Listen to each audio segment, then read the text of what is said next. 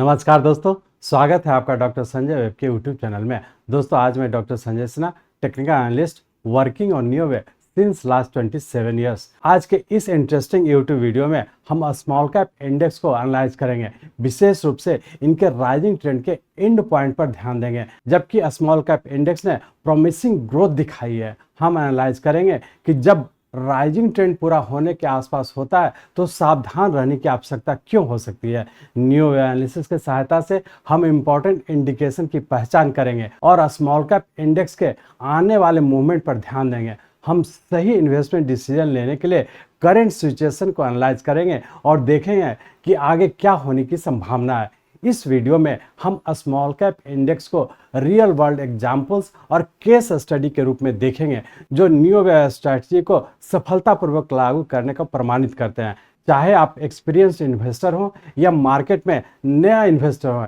यह वीडियो आपको important method और नॉलेज प्रदान करेगा ताकि आप अधिक अच्छे से इन्वेस्टमेंट डिसीजन ले सके। पिछले 5 मंथ्स पहले स्मॉल कैप इंडेक्स वाली वीडियो में आप लोग को रियल टाइम चार्ट पर बड़े डिग्री वेव लॉन्ग टर्म से छोटे degree wave very short term को घटते क्रम में देखते हुए करंट सिचुएशन में बताया गया था कि स्मॉल कैप इंडेक्स में इन्वेस्ट कब करें के तहत आने वाले 2 मंथ तक इंतजार करने की संभावना व्यक्त की गई थी। साथ ही साथ पैटर्न कंफर्मेशन के बाद नए ट्रेंड में कंटिन्यू हो जाने की बात कही गई थी। आप लोगों ने देखे ही होंगे कि किस तरह से वेव को फॉलो करते हुए नीचे के लेवल पर करेक्टिव पैटर्न कंप्लीट कर पुनः पहले वाले राइजिंग ट्रेंड के डायरेक्शन में कंटिन्यू किया है। आप लोग पुनः उस वीडियो को देखकर समझ लें। अब इस यूट्यूब वीडियो में पहले वाले वीडियो की तरह ही इसके कंटिन्यूएशन में स्मॉल कैप इंडेक्स को न्यू वेव लेंस के द्वारा एनालाइज करने का कोशिश करेंगे और विशेषकर इंपल्सिव वेव के हाईएस्ट पॉइंट पर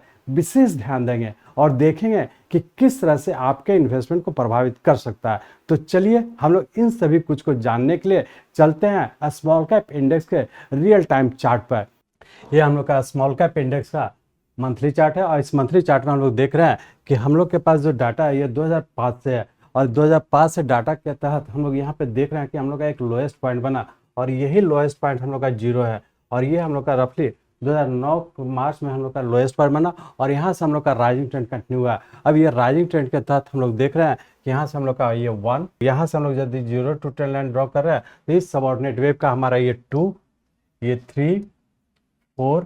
और ये 5, इस तरह से हम लोग का यहाँ पे एक सबऑर्डिनेट वेव 5 वेव कंप्लीट किया। तो बड़े टाइम फ्रेम का हमारा यहाँ पे एक फर्स्ट वेव कंप्लीट किया। तो ये फर्स्ट वेव हम लोग का जो स्टार्ट हुआ है ये मार्च 2009 से स्टार्ट होकर के जनवरी 2018 तक के हम लोग का एक इम्पल्स वेव के फॉर्म में ऊपर की ओर गया, जो 5 सबऑर्डिनेट वेव में कंप्लीट किया। और ये जो हम लोग का मार्च 2009 से लेकर के जनवरी 2018 तक के गया, ये हम लोग का रफली 9 साल का हम लोग का एक इम्पल्स वेव था। और यहाँ पे इम्पल्स वेव कंप्लीट करने के बाद यहाँ से एक करेक्टिव फॉल के तहत हम लोग का यहाँ पे सेकंड वेव कंप्लीट किया। अब इस सेकंड वेव को हम लोग जब 0 पॉइंट से हम लोग ट्रेंड लाइन ड्रॉ कर रहे हैं तो इस पॉइंट को टच कर रहा है, तो ये इंडिकेट कर रहा है कि हम लोग का सेकंड वेव यहाँ पे कंप्लीट किया और इसके बाद पुनः हम लोग का राइजिंग ट्रेंड में कंटिन्यू कर चुका है। अब हम लोग ये देखेंगे कि ये जो सेकंड वेव कंप्लीट किया मार्च 2020 के बाद, जो कोविड के टाइम में हम लोग का लो बना था, ये हम लोग का सेकंड वेव कंप्लीट किया और यहाँ से हम लोग थर्ड वेव के फॉर्म में ऊपर कंटिन्यू कर चुके हैं। अब हम लोग ये देखेंगे कि जब हम लोग का मार्च 2009 से लेकर के जनवरी 2018 तक के 9 साल का राइजिंग ट्रेंड था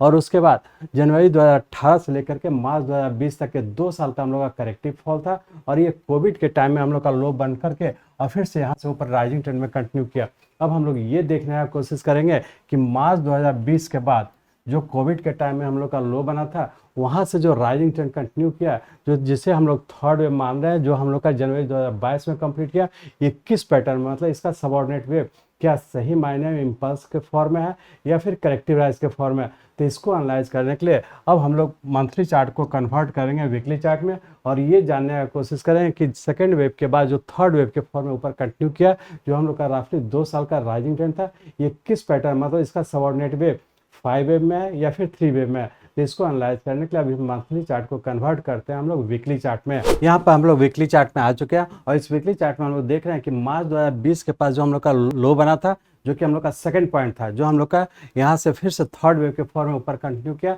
तो अब हम लोग यहाँ पे देखेंगे कि मार्च 2020 से लेकर के जनवरी 2022 तक के जो रफली हम लोग का 2 साल का राइजिंग ट्रेंड था, उस राइजिंग ट्रेंड के तहत किस तरीके का फॉर्मेशन हुआ। तो अब हम लोग यहाँ पे एनालाइज करेंगे तो देखते हैं कि हमारा ये 1, 2, 3, 4, 5, 6, 7, 8 और ये 9। इस तरह से हम लोग का यहाँ पे एक 5 + 4 = 9 के फॉर्म में हम लोग का एक इम्पल्स वेव कंप्लीट किया। और ये इम्पल्स कंप्लीट करने का यहाँ पे हम लोग देख रहे हैं कि यहाँ पे एक पैटर्न कंफर्म किया। तो ये इंडिकेट कर रहा है कि हम लोग का मार्च 2020 से जो राइजिंग ट्रेंड कंटिन्यू किया, ये 5 + 4 मतलब एक इम्पल्स वेव के फॉर्म में कंप्लीट करने का यहाँ पे पहली बार है जो कि पैटर्न कंफर्म किया। तो ये इंडिकेट कर रहा है कि यहाँ से जो राइजिंग ट्रेंड था 2 साल का, उसके करेक्शन में हम लोग इंटर कर चुके हैं। अब ये जो करेक्शन में इंटर किए हैं वो किस तरीके का पैटर्न का फॉर्मेशन हो रहा है और आने वाले समय क्या होने की संभावना है, तो हम लोग ये देखेंगे कि जब हम लोग का वीकली चार्ट में हम लोग ये देख रहे हैं कि जनवरी 2022 से जो हम लोग का नीचे करेक्शन में वो इंटर किया, ये हम लोग का यहाँ से ए, बी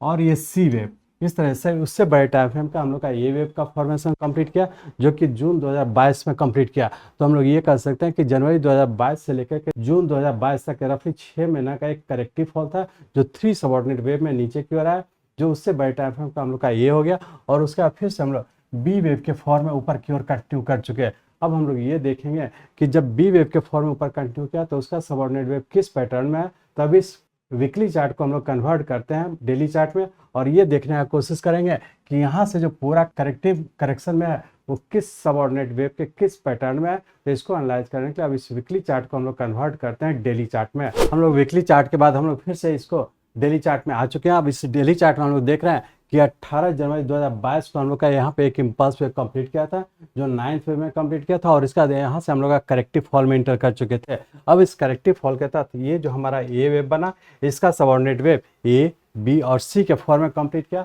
और उसके बाद यहाँ से फिर जो राइज हुआ था ये हम लोग का 3 वेव में कंप्लीट किया, जिसके तहत हमारे ये ए, बी और सी यहाँ पे हम लोग का इस ऊपर की ओर जो हम लोग का ए वेव बना, उसके बाद हम लोग ये ऊपर बी वेव के फॉर्म में कंटिन्यू कर चुके हैं। इस बी वेव का सबऑर्डिनेट वेव ये हमारा यहाँ पे कंप्लीट किया जो 15 दिसंबर 2022 के पास कंप्लीट किया। ये चूंकि हमारा ये पॉइंट इसलिए ऐसा है कि हम लोग का 0 बी ट्रेंड लाइन ड्रॉ कर रहे हैं तो इस पॉइंट को टच कर रहा है, तो ये इंडिकेट कर रहा है कि करेक्टिव राइज जो पैटर्न था यहाँ पे कंप्लीट किया। तो इस तरह से हम लोग का यहाँ से सबऑर्डिनेट वेव ए जो कि 3 वेव ए, बी और सी वेव के फॉर्म में यहाँ पे कंप्लीट किया, उससे बड़े टाइम फ्रेम का हमारा ये वेव हो गया और इसका फिर से हम लोग बी वेव में इंटर कर चुके थे। अब हम लोग ये देखेंगे कि पिछले 5 मंथ पहले स्मॉल कैप इंडेक्स बारे में जो हम लोग एनालाइज किए थे, उस वीडियो को आप फिर से आप लोग सभी लोग देख लेंगे और उस समय आप लोग से ये डिस्कस किए थे कि यहाँ से हम लोग का एक करेक्टिव फॉल के तहत नीचे कंटिन्यू है और इस करेक्टिव फॉल के तहत आप लोग से डिस्कस किए थे कि यहाँ से हम लोग का रफली 2 मंथ तक हम लोग का नीचे रहने की संभावना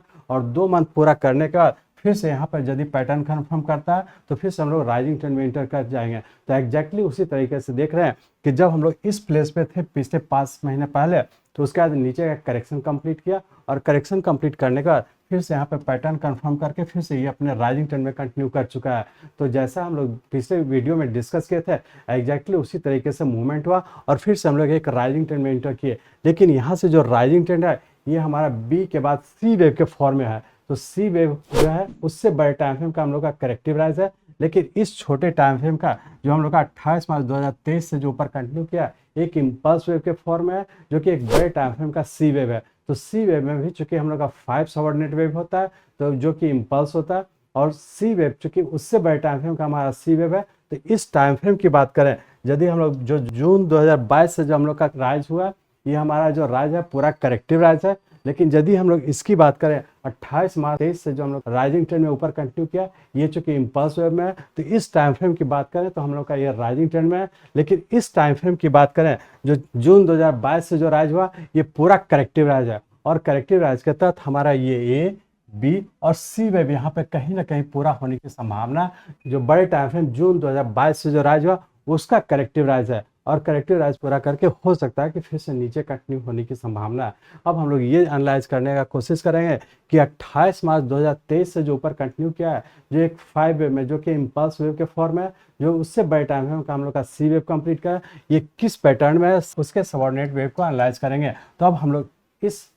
डेली चार्ट को कन्वर्ट करते हैं आवरली चार्ट में और ये एनालाइज करने का कोशिश करेंगे कि 28 मार्च 2023 से जो ऊपर कंटिन्यू किया ये सही मायने में इम्पल्स वेव है या फिर करेक्टिव राइज है। और इसको एनालाइज करने के लिए अब हम इस डेली चार्ट को कन्वर्ट करते हैं आवरली चार्ट में। हम लोग डेली चार्ट से आवरली चार्ट में आ चुके हैं और इस आवरली चार्ट में हम लोग जैसा देख रहे थे कि हम लोग का 28 मार्च 2023 को हम लोग का यहाँ पे बी वेव कंप्लीट किया था और यहाँ से सी वेव के फॉर्म में ऊपर कंटिन्यू किया है। अभी सी वेव के तहत हम लोग देख रहे हैं यहाँ 0.28 मार्च 2023 से जो हम लोग का राइजिंग ट्रेंड में इंटर किया, उसके तहत हमारा ये 1 2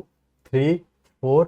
5 6 7 8 और 9th वेव में हम लोग कहीं ना कहीं ऊपर पूरा होने की संभावना है। मतलब हम लोग का एक इम्पल्स वेव कहीं ना कहीं कंप्लीट करके फिर से हो सकता है कि हम लोग का करेक्टिव फॉल में या फिर नीचे के डाउन ट्रेंड में इंटर करने की संभावना है। सिर्फ टाइम फ्रेम का फर्क है कि किस टाइम फ्रेम की बात हम लोग कर रहे हैं, जिसके तहत हम लोग करेक्टिव फॉल बोल रहे हैं या फिर नीचे का ट्रेंड बता रहे हैं। तो सिर्फ टाइमिंग इंपॉर्टेंट है कि किस टाइम फ्रेम का। जैसा कि हम लोग यहाँ पे देख रहे हैं कि 28 मार्च 2023 से जो ऊपर की ओर कंटिन्यू किया, ये राइजिंग ट्रेंड में है, मतलब एक 5 वेव में ऊपर कंटिन्यू किया, लेकिन उससे बड़े टाइम फ्रेम का हम लोग का सी वेव का पोजीशन है। तो हो सकता है यहाँ पे हम लोग का सी वेव का मतलब उससे बड़े टाइम फ्रेम का हम लोग का बी वेव कंप्लीट करेगा और फिर पूरे का हम लोग का फिर से सी वेव में नीचे कंटिन्यू कर जाएंगे। अब हम लोग ये एनालाइज करने का कोशिश करेंगे कि करंट सिचुएशन में क्या होने की संभावना। तो हम लोग ये देख रहे हैं कि हम लोग का चूंकि 8th और 9th वेव में और 9th वेव यहाँ पे कहीं ना कहीं पूरा होने की संभावना। अब पूरा यदि नीचे का पैटर्न कंफर्म करता है तो पैटर्न कंफर्मेशन के लिए जैसा आप लोग जानते हैं कि जो रूल हम लोग का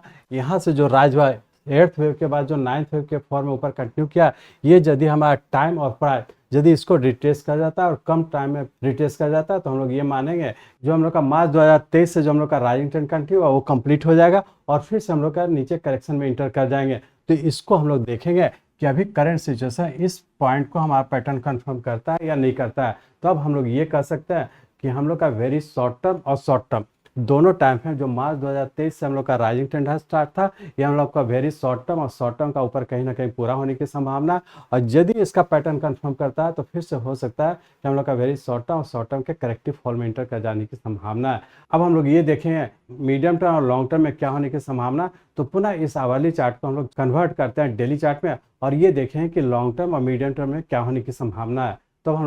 लोग चलते हैं डेली चार्ट पे। हम लोग पूरा डेली चार्ट में आ चुके हैं। अब हम लोग यहाँ पे एनालाइज करें कि मीडियम टर्म में क्या होने की संभावना है। चूंकि हम लोग यहाँ पे देखें कि हम लोग का यहाँ पे वेरी शॉर्ट टर्म का राइजिंग ट्रेंड पूरा होने की संभावना है, लेकिन मीडियम टर्म की बात करें तो मीडियम टर्म का हम लोग का ये करेक्टिव राइज पूरा होने की संभावना है। लॉन्ग टर्म की भी बात करें तो लॉन्ग टर्म का भी करेक्टिव राइज पूरा होने की संभावना है। तो लॉन्ग टर्म और मीडियम टर्म दोनों टाइम फ्रेम का यहाँ पे पूरा होने की संभावना है। शॉर्ट टर्म की बात करें तो ये भी हम लोग का ऊपर पूरा होने की संभावना है और वेरी शॉर्ट टर्म की बात करें तो ये भी पूरा होने की संभावना है। तो मतलब हम लोग ऐसा फाइनली ये कर सकते हैं कि हम लोग का very short term, medium term और long term, very short term भी पूरा होने की संभावना है। यदि मीडियम टर्म की बात करें तो इसका भी हम लोग का करेक्टिव राइज पूरा होने की संभावना है। यदि लॉन्ग टर्म की बात करें तो जो जून 2022 से हम लोग का कंटिन्यू किया, इसका भी हम लोग का करेक्टिव राइज पूरा होने की संभावना और फिर से करेक्टिव फॉल में इंटर हो जाने की संभावना है। अब हम लोग ये देखेंगे कि चूंकि हम लोग का small cap index medium term और लॉन्ग टर्म में करेक्टिव राइज है, तो आने वाले समय में मैक्सिमम स्टॉक है जो कि हम लोग का करेक्टिव राइज में है।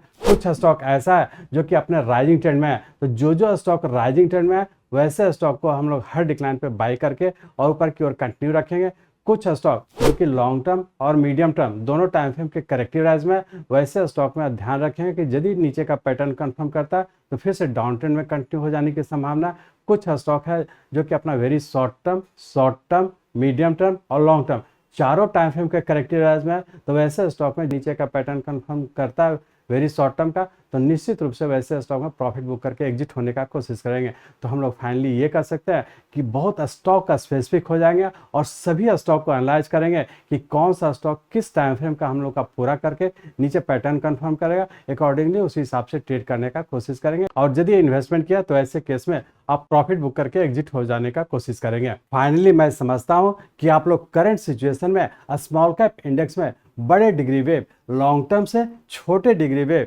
वेरी शॉर्ट टर्म को घटते क्रम में देखते हुए करंट सिचुएशन में किस प्लेस पर हैं उसे रियल टाइम चार्ट पर देखकर समझ चुके हैं, तथा आप ये भी जान चुके हैं कि long term, medium term, short term या वेरी शॉर्ट टर्म में क्या करना चाहिए। मैं चाहता हूं मेरे जीवन का लक्ष्य है इस मार्केट में कोई भी लूजर ना हो। इसको आप सीखें, लोगों को सिखाएं, लोगों को मदद करिए। हमारे साथ जुड़े रहने के लिए, आज के वीडियो को ध्यानपूर्वक अटेंड करने के लिए, इसे दूसरों तक पहुंचाने के लिए आप सबका हृदय से बहुत बहुत धन्यवाद। जय हिंद।